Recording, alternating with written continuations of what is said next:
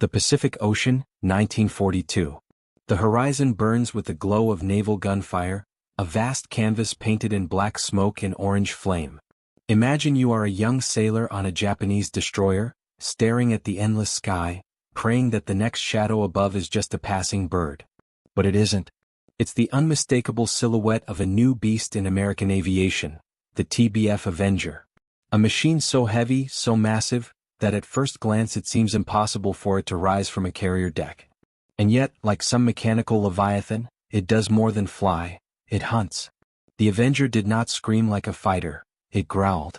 Its massive Wright R2600 engine roared like thunder, shaking the very bones of those who heard it. And with each roar came a payload designed not for duels, but for annihilation. Torpedoes that slid into the sea like underwater assassins, depth charges that cracked the silence of the deep, bombs that turned steel into molten wreckage. This was not just another airplane.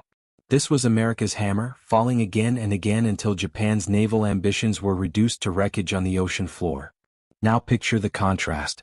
Japanese officers, once confident in their invincible fleet, suddenly found themselves whispering a new name with dread. Not the Zero, not the Yamato, but the Avenger. Because the TBF didn't just sink ships. It erased them. Submarines hiding beneath the waves? Avenger's sonar-coordinated hunts found them. Cruisers darting across island chains? Avenger's torpedoes tracked them. Even carriers, those floating fortresses of the Pacific, crumbled under its relentless strikes. And in the middle of this storm stood the men who flew them. Teenagers, barely old enough to shave, strapped into a machine that was equal parts predator and coffin. They launched into fire knowing one truth. Once the Avenger took off, something on the Japanese side would not return home. I believe that is why history remembers the Avenger not simply as an aircraft, but as a symbol, a mechanical prophecy, a harbinger that the tide had turned, and that America would not just win, it would dominate. So in this film, we're not just telling the story of a plane. We're stepping into the cockpit, gripping the controls as the engine howls and asking, how did a single aircraft become Japan's worst nightmare? How did it redefine submarine warfare, rewrite aerial naval combat, and carve its name into the very bones of the Pacific? Stay with me, because by the end of this journey, you'll understand why the Avenger was not just a weapon, but the executioner of an empire. If this kind of cinematic deep dive into history grips you, hit that subscribe button and join us as we uncover the untold stories of the machines and men that shaped the modern world. The dawn of June 4, 1942, broke with a deceptive calm over the waters near Midway Atoll. To the Japanese High Command, this was the day to lure what remained of the U.S. Pacific Fleet into annihilation. To the Americans it was a gamble, and at the heart of that gamble stood a brand new aircraft barely blooded in combat, the TBF Avenger. The Avenger's first combat mission was nothing short of brutal. 6 of them, freshly delivered to Midway's airstrip only days before, rose into the sky with engines straining under their torpedo loads. Imagine the sight. Wings wide, fuselage heavy with ordnance, each plane carrying the weight of expectation. They were outnumbered, outmaneuvered, and outgunned. And yet, they flew directly into the teeth of Japan's carrier strike force. 5 of the 6 never returned. Shredded by Zero fighters, swallowed by ocean flames. But that lone survivor limped home, riddled with holes, its crew battered but alive. Cynics might say it was a failure. But history would argue otherwise. Because within those burning wrecks lay the birth of a legend. The Avenger had proven one thing: it could take punishment like no other. Its armored cockpit, self-sealing fuel tanks, and sheer bulk allowed crews to survive hits that would have reduced other aircraft to cinders. For the men who flew it, survival was victory. For the Japanese, the shock was in realizing that this new machine would not go away. As American codebreakers had predicted, Japan's 4 carriers were caught in a deadly trap. Dive bombers delivered the killing blows that morning, but the Avengers had already carved their role. They had pinned Japanese defenses low, dragged enemy fighters into exhausting dogfights, and forced evasive maneuvers that left the carriers vulnerable. This was not glamorous work, but it was decisive. The Avenger's torpedoes may have missed that day, but its psychological weapon had struck deep. In war, perception matters as much as destruction. Japanese pilots, so accustomed to fragile American torpedo bombers like the Devastator, suddenly faced a beast that could absorb fire and keep flying. It was like trying to swat down an iron whale, one pilot would later mutter in disbelief. By the end of Midway, Japan had lost 4 carriers: Akagi, Kaga, Soryu, Hiryu, the pride of its navy. The Avenger, though bloodied, had played its part in shaping the battlefield where that victory was possible. It was christened not by triumph but by sacrifice. And from that sacrifice grew fear. From this point onward, the Avenger was not dismissed as just another plane. It was a shadow over every Japanese convoy, a rumor in every wardroom, a specter that forced admirals to change tactics. Midway had proven that America would not be broken. The Avenger was proof that the U.S. Navy could put steel into the sky that matched Japanese arrogance with sheer survivability and relentless pressure. I believe that's why Midway is remembered not only as the turning point of the Pacific War but also as the moment the Avenger's legend began. It was baptism by fire, and fire did not consume it. The months that followed only deepened its reputation. As American forces prepared to launch the Guadalcanal campaign, Avengers were loaded aboard carriers like Enterprise and Saratoga. This time they would not merely endure. They would kill. But before we reach that island of mud, blood, and burning ships, pause for a moment. Think of that single Avenger that limped back to Midway's runway, holes in its fuselage, fuel leaking, crew stunned but alive. That ghost of a plane was more than a survivor. It was a prophecy. A warning to Japan that the era of American counterattack had begun, and the Avenger would be the executioner. The Solomon Islands were not kind to men or machines.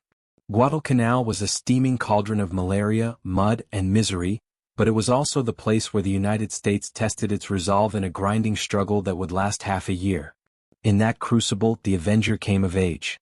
From August 1942 onward, the campaign was as much about supply lines as it was about soldiers on the ground.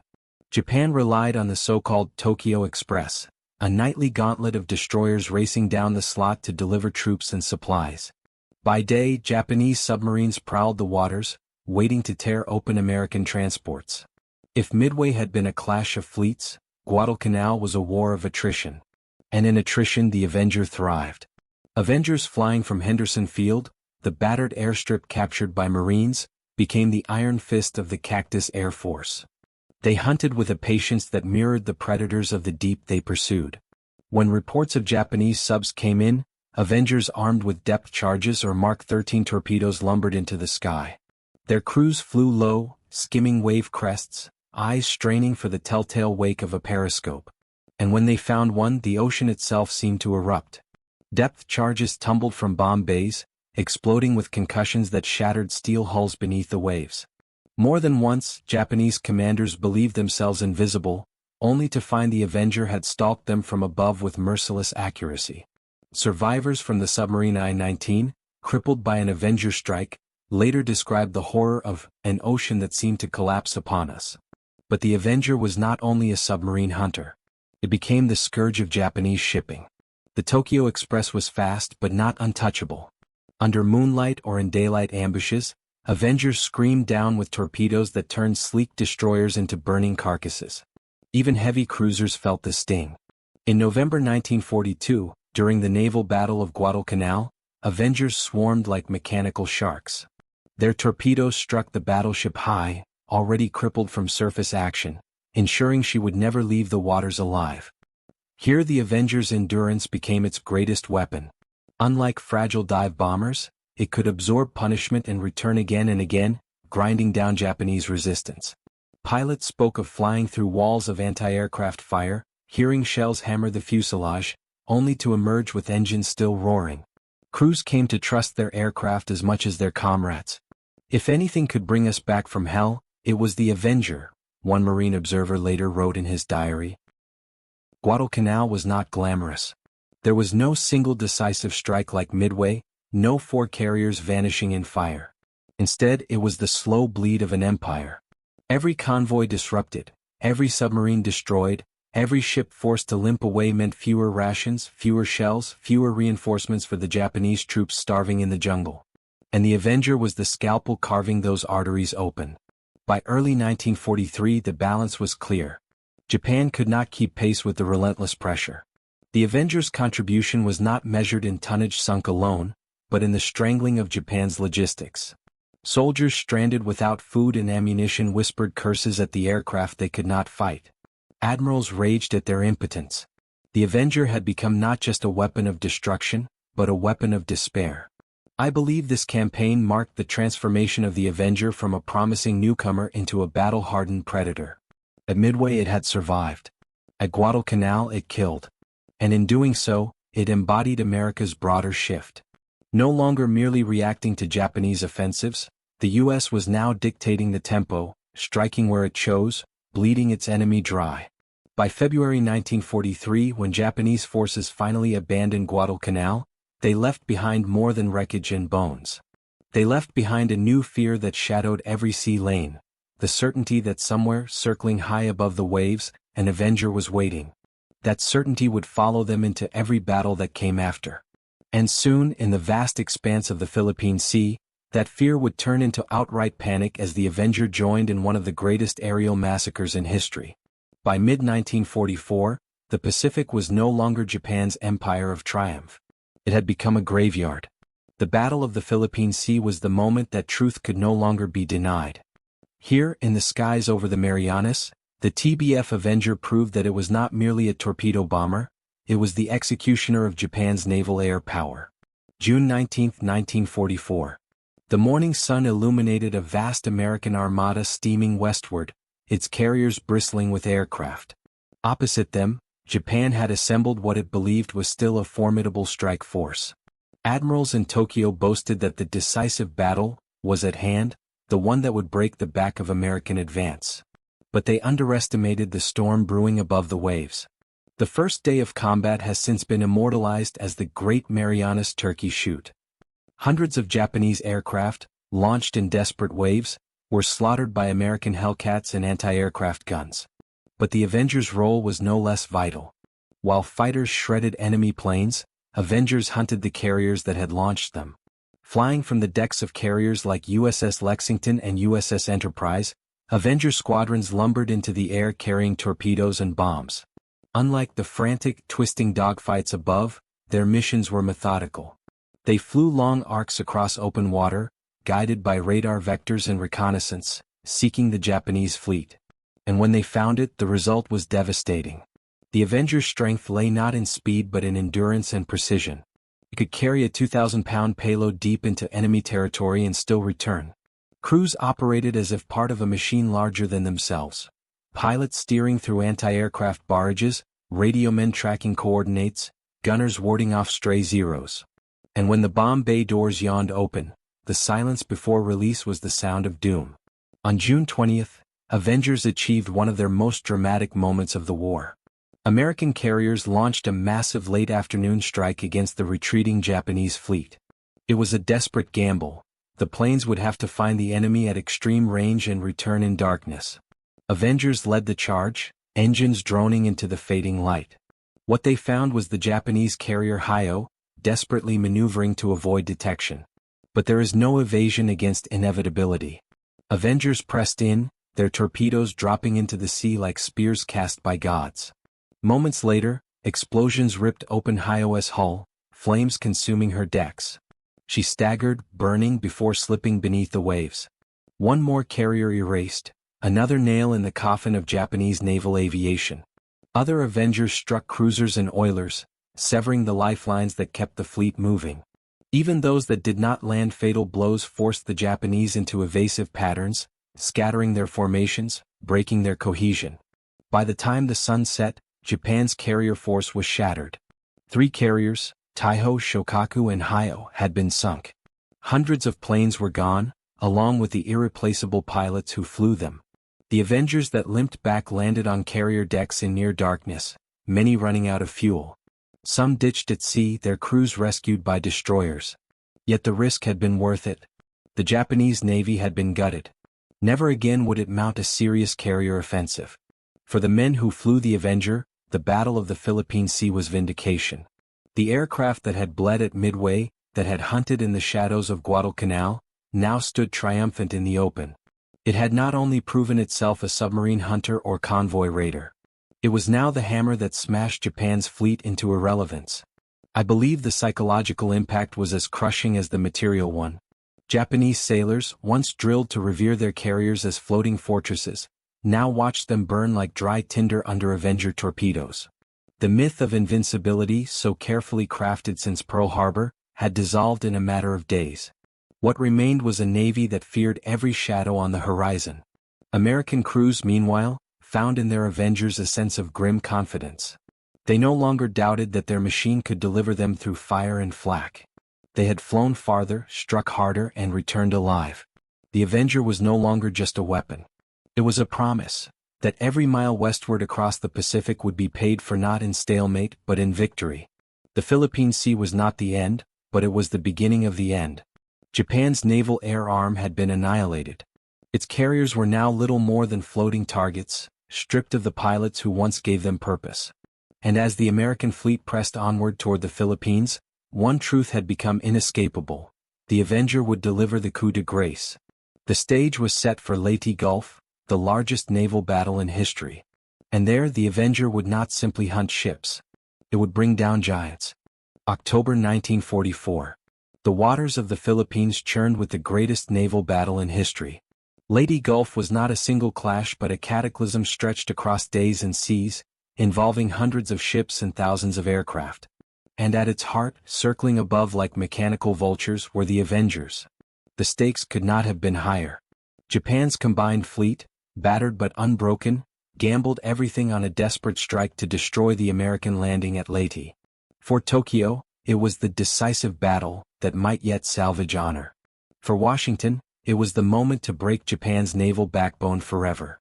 Into this storm roared the Avenger, its wings loaded with torpedoes and bombs, its crews grim with determination. On October 24th, the battle reached its crescendo in the Sibuyan Sea. There, the mighty Yamato-class battleship Musashi advanced, a floating fortress bristling with guns, armor thicker than a man's height. To many she seemed untouchable. But the Avengers were not intimidated. They circled like sharks around a wounded whale, coordinating strike after strike. Torpedoes slammed into her flanks, bombs pounded her decks, each hit peeling away the illusion of invincibility. Imagine the scene: geysers of water erupting around Musashi, black smoke belching skyward, the thunder of explosions echoing across the sea. Her gunners fired until barrels glowed red, shredding the sky with flak, yet the Avengers kept coming. They struck from every angle, relentless, methodical, merciless. By day's end, Musashi was mortally wounded.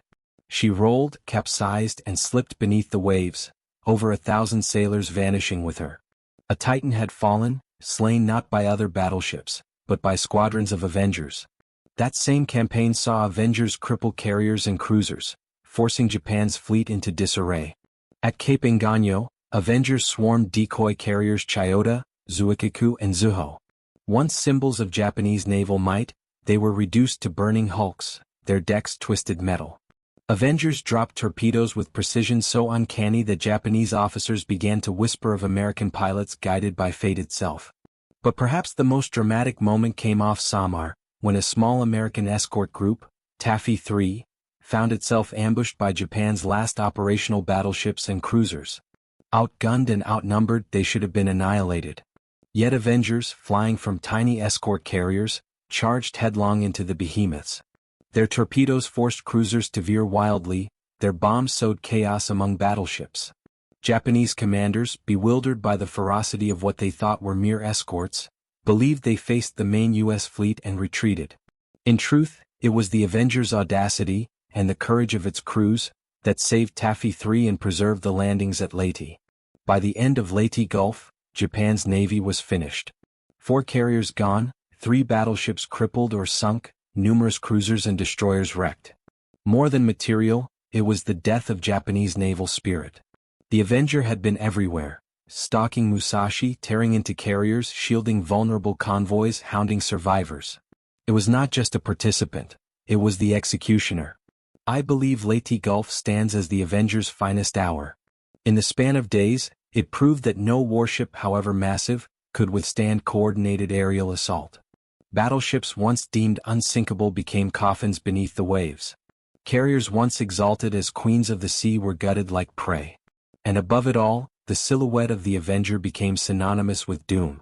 For American crews, the Avenger had transformed into more than a machine. It was their sword and shield, their companion through storms of flak and fire. They knew it could deliver them to the target and bring them home again. For Japanese sailors, it was the last shadow they saw before the ocean claimed them. By November 1944, the Pacific War had shifted irreversibly. Japan had gambled its fleet and lost. The path to the homeland lay open, and the Avenger would continue to strike until the end. From Okinawa to the final raids, it remained ever present, a predator circling relentlessly above. Looking back, Leyte Gulf was more than a battle. It was the moment when the Avenger etched its name into the granite of history. Not as a supporting actor but as the killer blow. The submarine hunter had become a fleet destroyer, and Japan's dream of empire sank with the ships it sent into those fatal waters. And so, when we remember Leyte Gulf, we remember not only the clash of navies but the voice of the Avenger's engine, that thunderous growl that heralded the end of an empire. The fall of Japan's naval power at Leyte Gulf did not occur in isolation.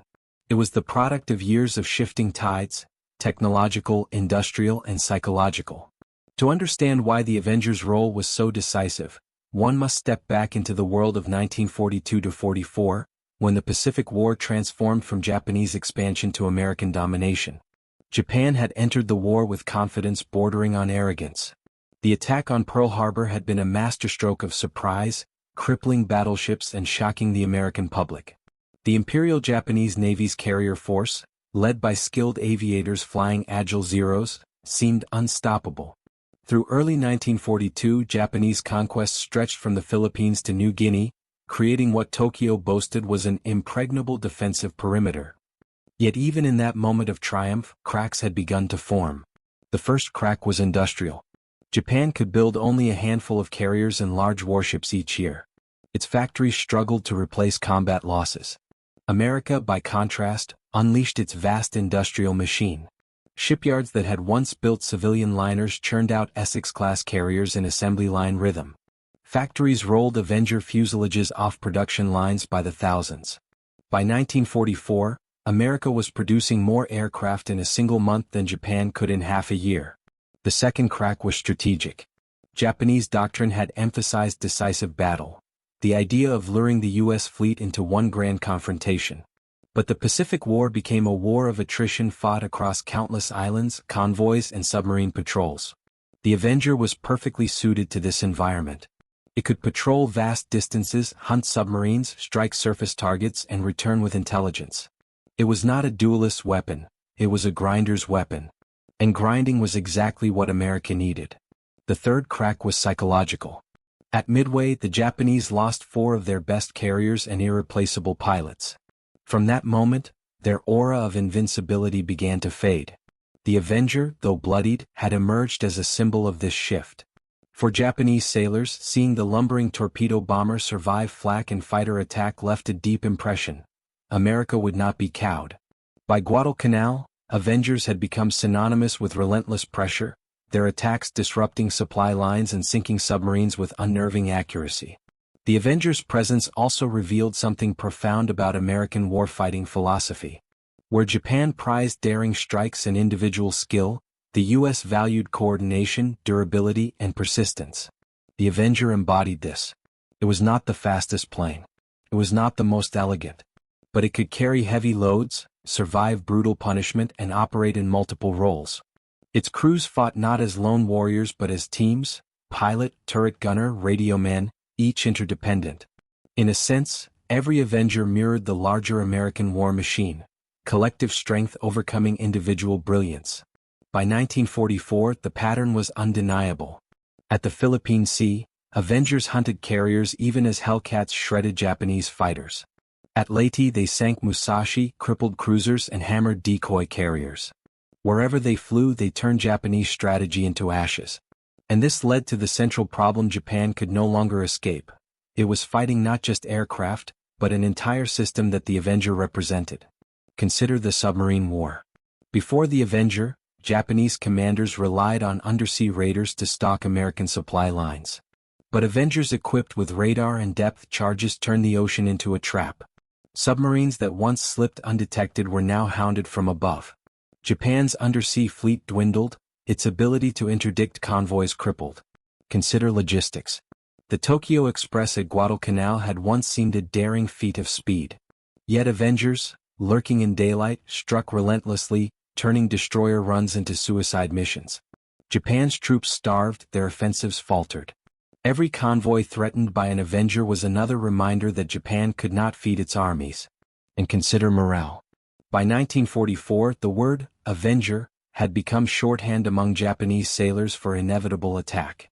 Crews manned anti-aircraft guns with fatalistic resolve, knowing that even if they shot down one or two, others would press through. Survivors of Musashi's sinking spoke of endless waves, endless bombs, endless torpedoes. The psychological toll was immense. No machine should have been able to come again and again with such consistency. Yet the Avenger did. In this context, the central problem crystallizes. The Avenger was not merely an aircraft, but a manifestation of America's larger superiority. Japan could not match its numbers, could not counter its versatility, and could not replace its losses. The Avenger turned every Japanese weakness into a fatal wound. I believe this is why the Avenger is remembered as a turning point weapon. It symbolized more than firepower, it symbolized inevitability. Once Avengers filled the skies, Japan's choices narrowed to retreat, starvation, or annihilation. Their empire, built on dreams of naval supremacy, was undone not by battleships in line formation but by a torpedo bomber that embodied persistence. Thus, when we speak of the Avenger's role, we are speaking not just of tactics but of history's momentum. The Pacific War was a struggle between an empire overreaching its grasp and a democracy harnessing industrial might. The Avenger was the steel proof of which side would prevail. By late 1944, with Leyte secured and Japan's fleet shattered, the war's outcome was no longer in doubt. Yet the Avenger continued to fly, striking at Okinawa, patrolling against submarines, supporting invasions. It remained until the final days, until the bombs fell on Hiroshima and Nagasaki. And when the war ended, the Avenger had earned its place not just as a weapon, but as a harbinger of modern naval air power. The problem for Japan was never simply one plane. It was what the plane represented: an empire of industry, a doctrine of persistence, and a will to grind down any foe. Against that, no battleship, no submarine, no carrier could stand. And so the Avenger became the symbol of Japan's despair. The collapse of Japanese naval power in 1944 did not happen by accident.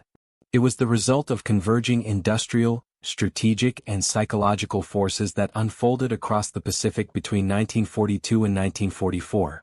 Japan began the war with audacious momentum but limited capacity to sustain a prolonged global conflict. America countered with mass production, logistical reach, and doctrinal flexibility. The TBF Avenger rose inside that larger transformation, a single aircraft that reflected systemic advantage more than isolated performance. Industrial output separated the two adversaries in stark terms. American factories turned out carriers, destroyers, and aircraft by the thousands while Japanese yards struggled to replace losses. The Avenger benefited directly from this scale. Design improvements were implemented quickly, parts were plentiful, and squadrons could be replenished after the worst battles. Quantity without quality would have failed, but American industrialism paired mass production with incremental refinement, producing aircraft that were survivable, maintainable, and adaptable to multiple missions. Strategic doctrine shifted from single decisive battles to multi-domain attrition. Japanese planners had hoped to lure the U.S. into a cataclysmic engagement, but geography and extended supply lines transformed the war into many small contests. In that environment, the Avenger's attributes mattered. Range, payload, and ruggedness allowed it to patrol wide sea lanes, strike convoys, and return to fight again. It was not a nimble interceptor but a persistent hunter, which suited American strategy of strangling enemy logistics and denying Japan the capacity to reinforce isolated garrisons. Technology and tactics matured together, amplifying the Avenger's effectiveness. Advances in radar, radio direction finding, and carrier-based coordination meant Avengers could be vectored to targets far beyond visual range. Crews used triangulated intelligence to hunt submarines, combining surface search radar with reports from destroyers and patrol aircraft. Torpedo technology improved as well. While early Mark 13 torpedoes had issues, persistent engineering fixes and tactical compensations made them far more reliable by 1944. The result was an aircraft system that integrated sensors, weapons, and procedures into a single lethal package. Human factors amplified mechanical advantages. Avenger crews were trained to operate as cohesive teams, with gunners scanning, radiomen plotting, and pilots executing long, disciplined runs. Carrier air groups rehearsed coordinated multi-squadron attacks that overwhelmed point defenses and created openings for torpedo runs. Survivability features mattered. Armor plating, self-sealing fuel tanks, and redundant control linkages meant crews often survived catastrophic hits. This resilience allowed the Avenger to sustain tempo and impose psychological pressure by always returning to hunt another day. Operational doctrine leveraged the Avenger across mission sets. It performed anti-submarine patrols, convoy escort, surface strikes, and close air support for amphibious landings. Commanders prized its flexibility. A squadron could switch roles within hours based on fleet needs. This adaptability multiplied its strategic value because it could plug gaps wherever the Navy needed immediate capability. In practice, Avengers were scheduled into overlapping patrols that left few gaps for Japanese subs or supply ships to exploit. Logistics and training sustained performance under attrition. Spare parts, improved maintenance practices, and forward repair facilities kept squadrons mission capable. Training pipelines produced replacement crews who learned to operate under fire rather than in ideal conditions. By contrast, Japanese pilot losses were irreplaceable. Training cadences could not match attrition rates. The cumulative effect was a qualitative gap where American units, including those flying Avengers, retained competence even after heavy losses. Psychological effects magnified material damage. Sailors and commanders understood that every Avenger over the horizon meant a potential swing in momentum. The presence of persistent aerial hunters forced Japanese task groups to disperse, slow, or reroute, multiplying fuel consumption and logistical strain. The Avenger's reputation for returning from heavy fire reinforced a sense of inevitability on the American side. Over time, morale differences became operational differences, shaping choices on when and where to commit forces. Limitations existed but were mitigated by doctrine. The Avenger was not fast and could be vulnerable to determined fighter interception during torpedo runs. Early torpedo reliability issues reduced historic accuracy. Commanders adapted by employing coordinated strikes, fighter escorts, and new attack profiles that minimized exposure. These changes turned weaknesses into manageable risks while preserving the Avenger's hammer-like effect on ships and submarines. By 1944, the Avenger symbolized systemic dominance. It embodied how American industry, tactics, and training combined to produce asymmetrical pressure. Japanese strategy could no longer rely on single victories to reverse the trend because the U.S. produced continuous operational pressure. In battlefield terms, the Avenger's combined sensor-to-weapon chain made it a force multiplier, turning each sortie into a potential strategic blow. The problem Japan faced was not a single plane but a persistent, integrated capability they could neither match nor replace. Operational consequences accelerated Japan's decline. Supply shortages and pilot attrition forced riskier Japanese tactics that produced further losses. Each sunk oiler reduced fleet range, each destroyed carrier reduced air cover, and every submarine lost confined Japan to shrinking sea space. The Avenger, by targeting the arteries of supply and the heart of naval aviation, amplified these cascading failures. In the end, Japan confronted an adversary that could sustain attrition and convert local victories into strategic collapse. The Avenger's legacy is both tactical and symbolic.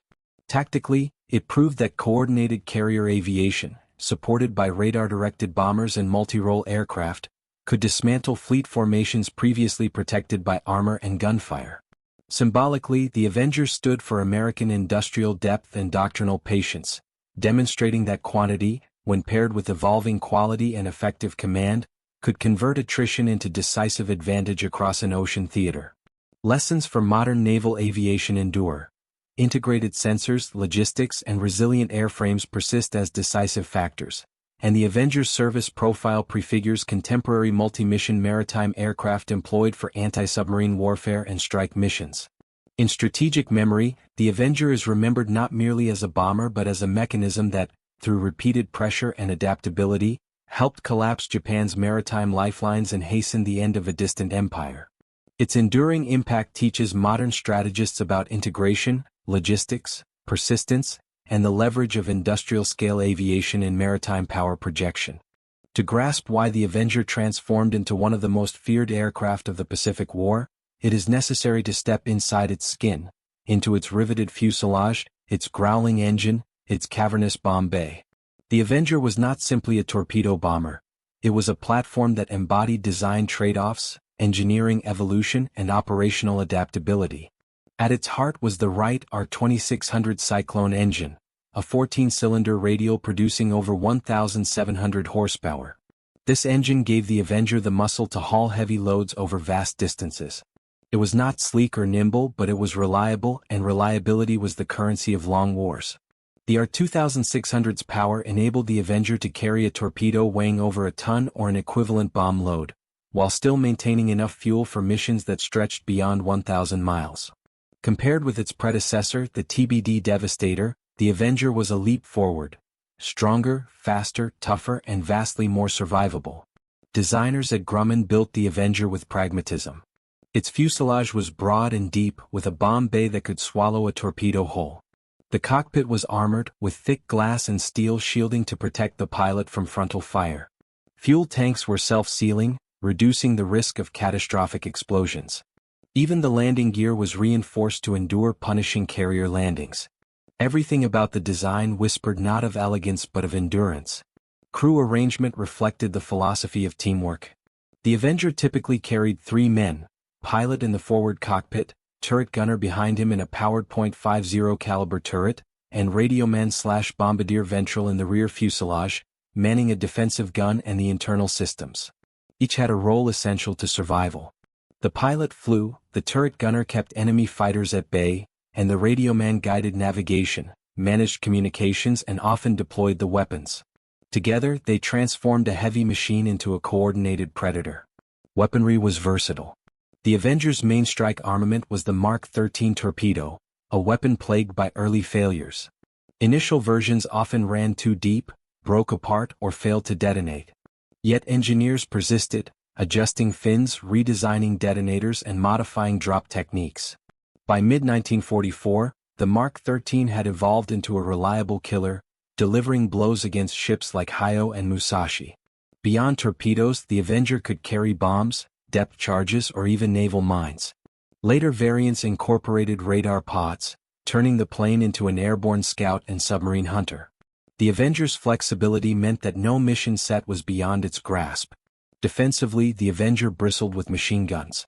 A .50 caliber Browning M2 dominated the powered dorsal turret, providing a lethal arc against attacking fighters. Another .50 caliber in the wings gave forward firepower, while a .30 caliber gun in the ventral hatch covered the blind belly.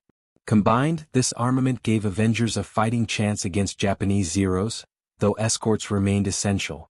The true defense of the Avenger lay in its rugged frame and ability to absorb punishment. Pilots told stories of flying home with control cables severed, holes the size of fists through wings, and oil leaking across the canopy. Yet the machine endured. Performance figures were not glamorous but adequate. Maximum speed hovered around 275 miles per hour, slower than most fighters. Range stretched past 1,000 miles with external tanks, critical for Pacific distances. Ceiling reached over 20,000 feet, though most missions were flown low, hugging waves during torpedo runs. Its size and bulk made it vulnerable if caught unescorted, but within a task force it was the dependable workhorse. The Avenger's technical evolution across variants showed how quickly Grumman and the Navy adapted. The TBF-1 was the original production model, entering service in 1942. By 1943, production shifted to General Motors, producing the TBM series. The TBM-3, the most numerous, incorporated stronger wings, provisions for rockets, and improved electronics. Radar-equipped Avengers performed night patrols, guiding hunter-killer groups against submarines. The aircraft that began as a torpedo bomber ended the war as a multi-role maritime platform, foreshadowing Cold War patrol aircraft. A comparison highlights the leap forward. Feature: TBD Devastator, predecessor. TBF Avenger. Crew: 3. Max speed: 206 miles per hour. 275 miles per hour. Range: 435 miles. 1,000 plus miles. Payload: 1 torpedo or 1,000 pounds bomb. Torpedo plus 2,000 pounds bombs. Defensive armament. 2 by .30 cal mg. Multiple .50 and .30 cal. Survivability. Minimal armor. Armor plus self-sealing tanks. The differences were stark. The Devastator had been a coffin at Midway, mowed down in droves. The Avenger could take the same mission profile and return crews alive. That survivability changed psychology. Pilots trusted the Avenger in ways they never trusted the Devastator. Beyond physical design, the Avenger represented a new operational concept. Aircraft were no longer tied to one role. In the Atlantic, Avengers flew anti-submarine sweeps, using sonarbreeze and magnetic anomaly detectors by war's end. In the Pacific, they shifted seamlessly between torpedo runs and close air support, pounding island fortifications with bombs and rockets. This flexibility reduced the need for multiple specialized platforms, streamlining fleet composition. What made the Avenger lethal against submarines was its integration with the Navy's growing sensor web. Destroyers and escort carriers worked in tandem, with radar spotting periscopes or snorkels, relaying coordinates to Avengers overhead. Once over target, Avengers unleashed depth charges or homing torpedoes. Submarines that once prowled freely now faced aerial hunters with eyes beyond the horizon. The Avenger's size, once criticized, proved advantageous.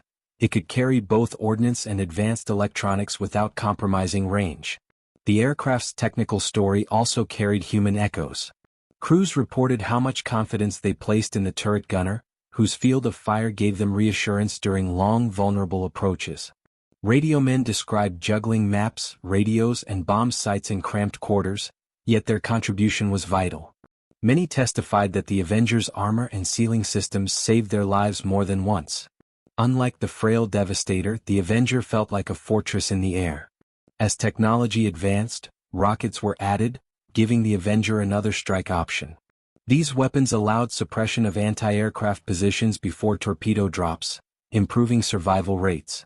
By Okinawa, Avengers routinely carried mixed loads: rockets for suppression, depth charges for subs, and bombs for ground targets.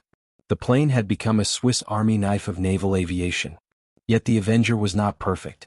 Its bulk limited maneuverability, and without escorts it was easy prey for Japanese fighters.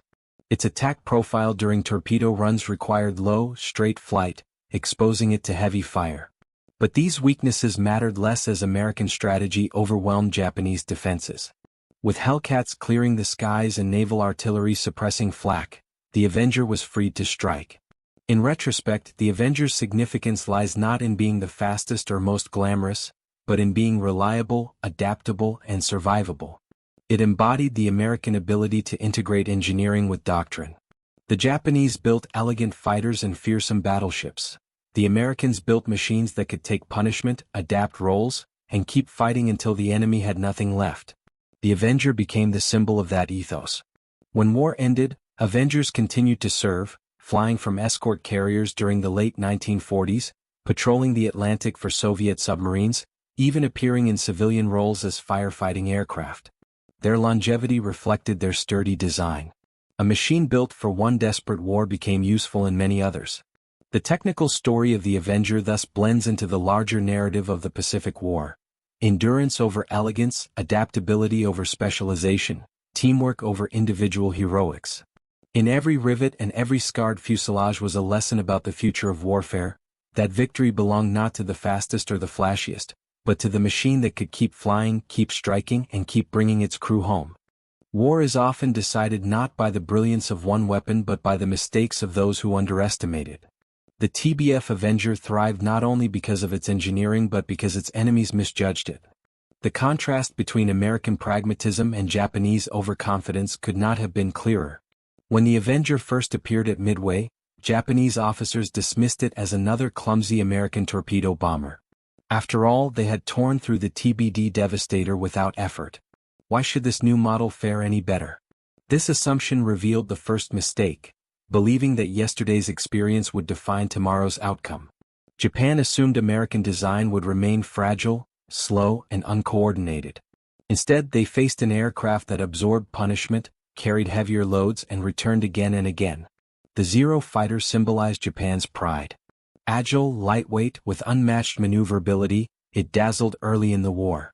But it carried its own flaw: minimal armor and unprotected fuel tanks.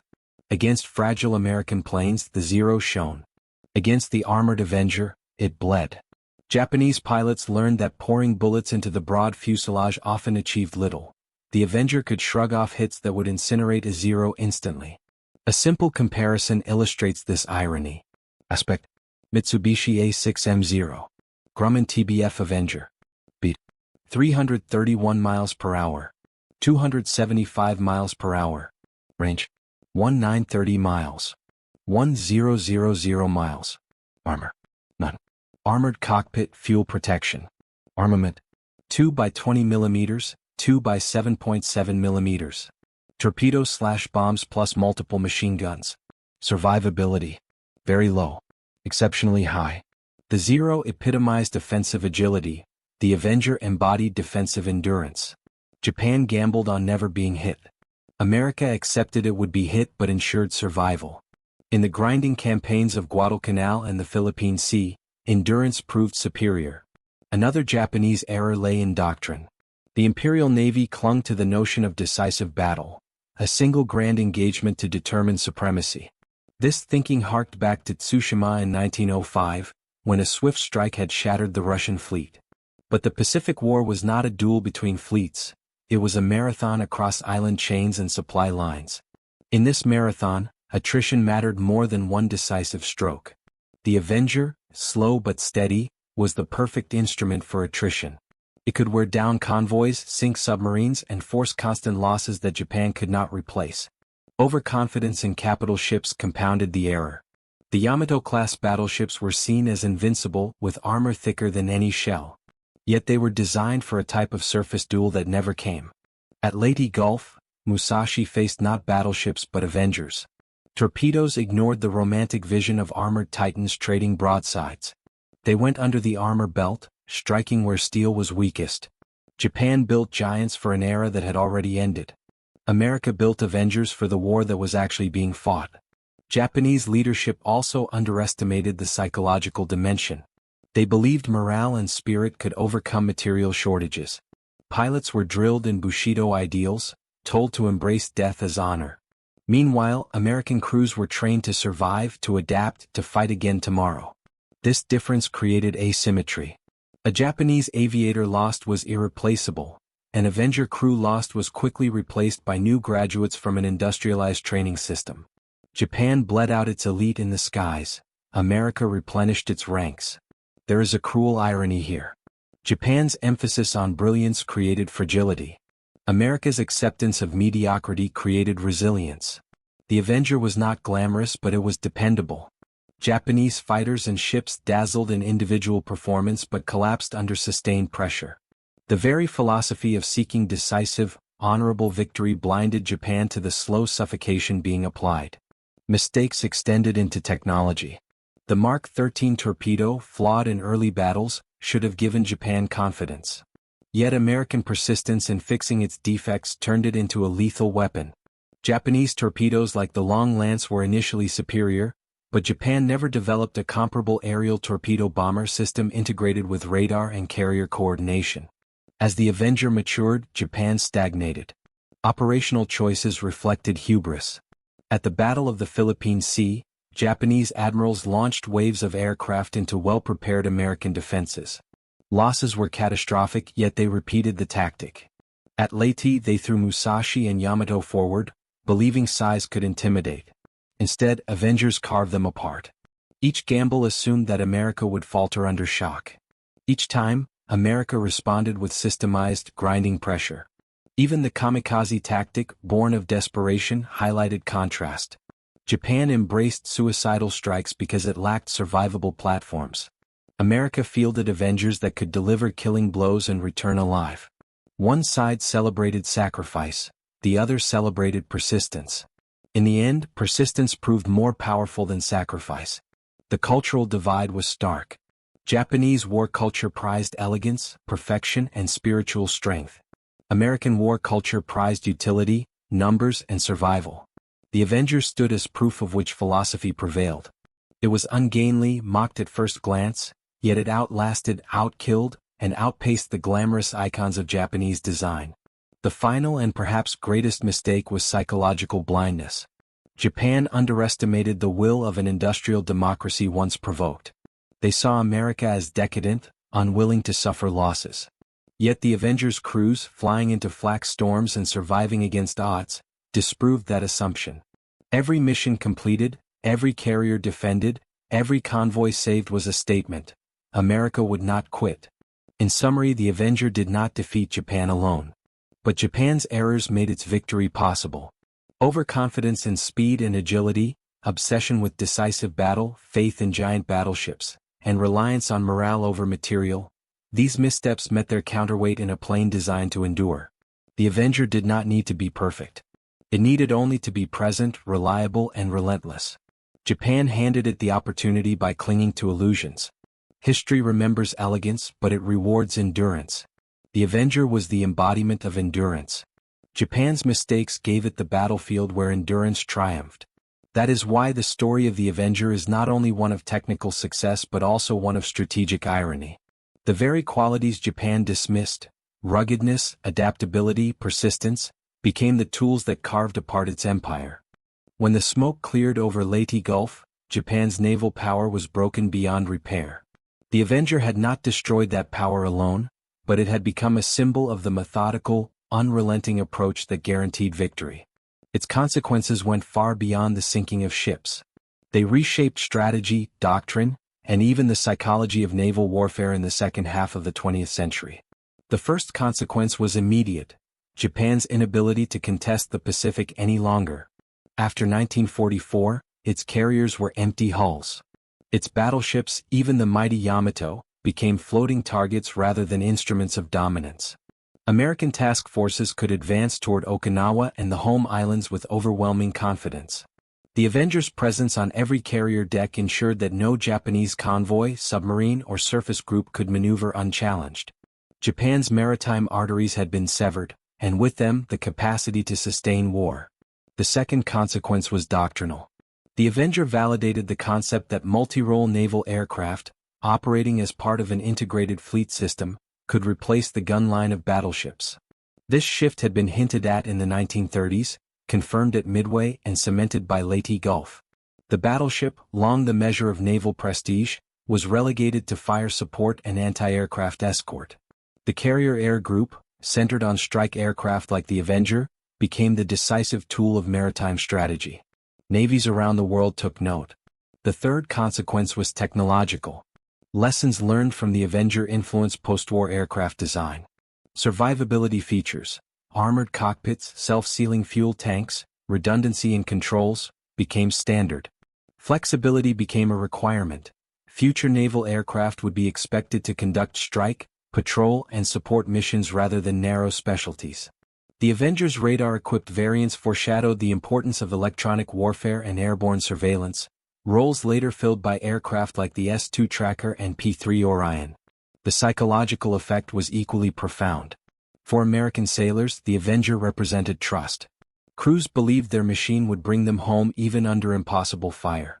This confidence improved morale and reinforced operational daring. Missions could be undertaken at long range, at dusk, or in poor weather, because the Avenger inspired faith. For Japanese sailors, it was the opposite, a symbol of inevitability.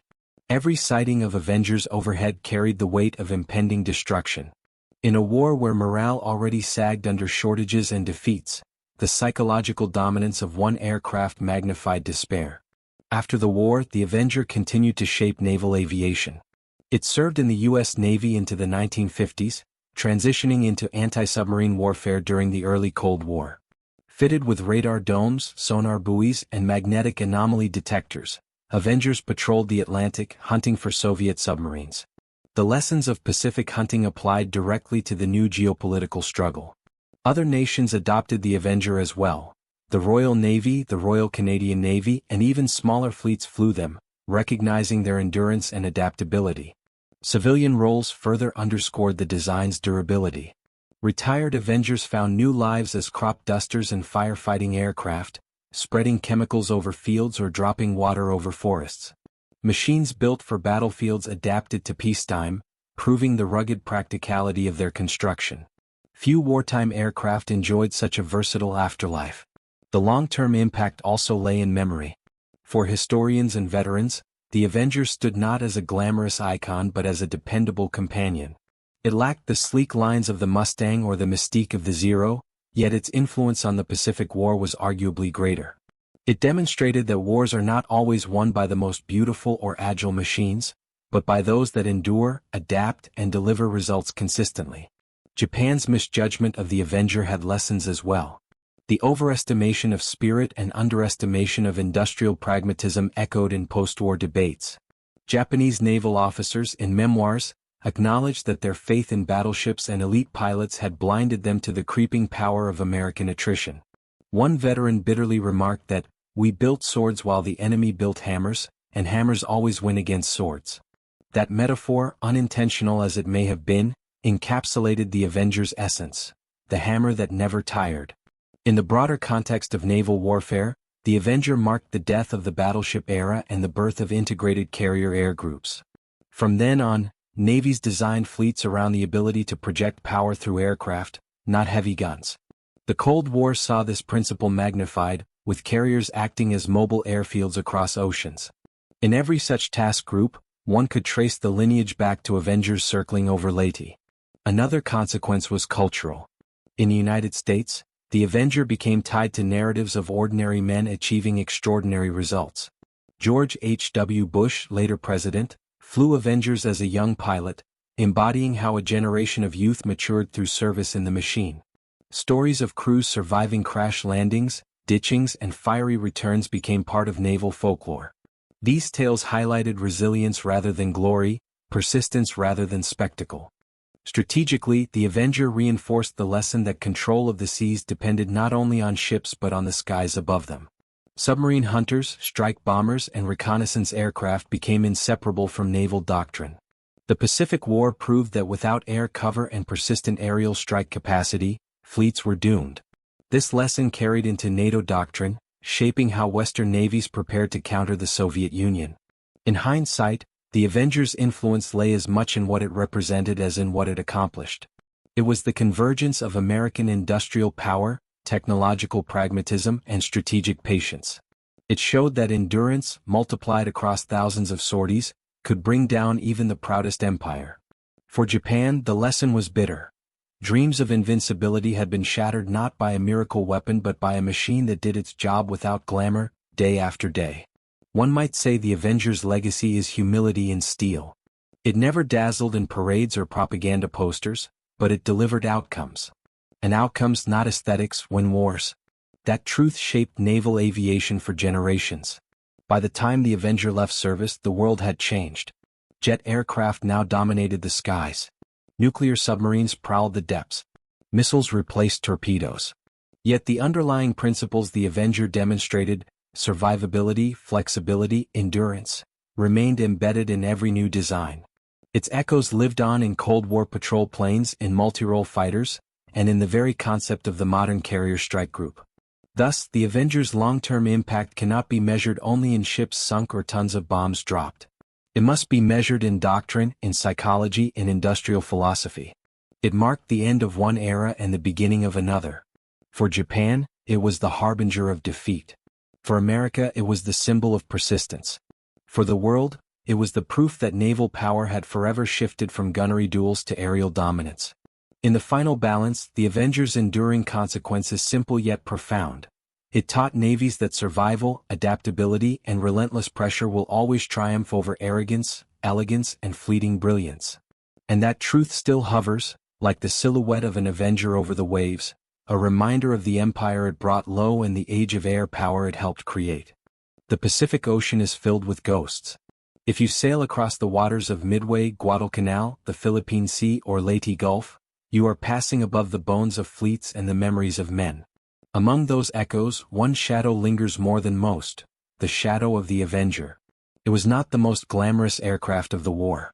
It was not the fastest nor the most maneuverable. It did not inspire myths the way the Zero once did, nor did it carry the sleek menace of a fighter. Instead, it embodied something far more powerful: inevitability. Wherever it flew, it delivered a simple message: you cannot escape, you cannot endure, and you will not survive. The Avenger's story is not one of perfection but of persistence. From its baptism at Midway, where it bled but did not break, through the brutal months at Guadalcanal, where it stalked submarines and convoys, to the grand battles of the Philippine Sea and Leyte Gulf, where it hunted carriers and sank giants, the arc is one of steady escalation. Each mission proved that durability and coordination could achieve what speed and bravado could not. Each return to the carrier deck, riddled with holes yet still flying, reinforced the truth that America's strength lay in endurance. What lessons remain for us today? First, that war punishes arrogance. Japan built its navy on faith in decisive duels, elegant fighters, and titanic battleships. America countered with an aircraft that was clumsy in appearance but relentless in action. The hammer, not the sword, determined the outcome. Second, that survival is victory. Every Avenger that came home, no matter how damaged, allowed its crew to fight another day. That persistence wore down an empire that could not replace its losses. And third, that true power is systemic. The Avenger mattered not because of its individual qualities alone but because it was part of an integrated machine of industry, training, and doctrine. It was one cog in a vast engine, and that engine crushed Japan's ambitions beneath its weight. I believe that is why the Avenger deserves its place in history. It was more than a bomber. It was a symbol of an industrial democracy awakening to its power, channeling that power into machines that could endure, adapt, and prevail.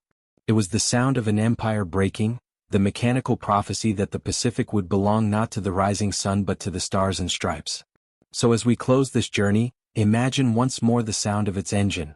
A deep growl rolling across the waves, a growl that meant doom for some and salvation for others. That sound changed history. And its echoes still shape the seas today. If this story has captured your imagination, if you want to hear more about the machines, the men, and the moments that reshaped our world, then subscribe to this channel. Join us for more cinematic explorations of history's turning points, where we bring the past to life and uncover the lessons it still holds for us all. Because history, like the Avenger, is always hunting, and its stories are waiting to be found.